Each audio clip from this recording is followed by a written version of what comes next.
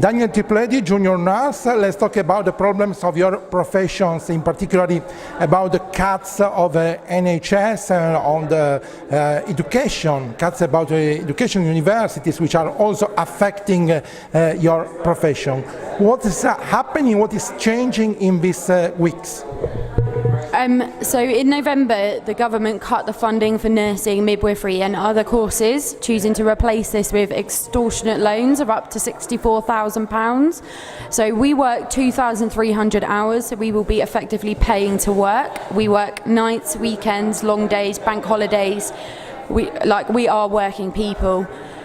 Since the cuts in November, we've been campaigning against it. So we had a demonstration in December with 500. We had a demonstration in January with 5,000. In February, we walked out of our placements with the junior doctors.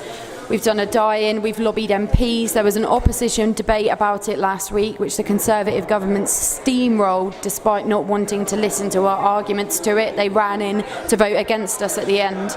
Our next step will be on the 4th of June. We're doing a demonstration to support the Bursary or Bus campaign, which will start at 1 o'clock at St Thomas's Hospital, and we hope as many people will be there as possible, because these cuts to NHS students are risking the biggest crisis to the NHS workforce that we have ever seen. There is so much evidence backing us up and so many people saying that this is wrong, but the Tories just will not listen to us, and we have to keep fighting or we're at risk of losing the NHS forever.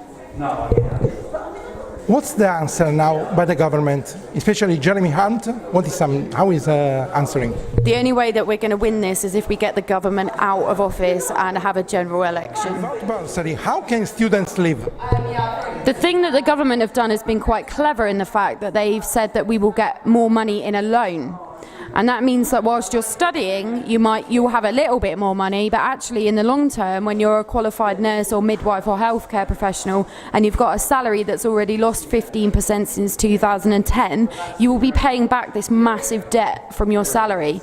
We already have nurses that are accessing food banks and hardship funds, which is appalling, and these changes will only make it worse. So initially, a little bit more money might seem okay to the students, but actually a loan in the long term is going to leave them in massive debt and massive poverty.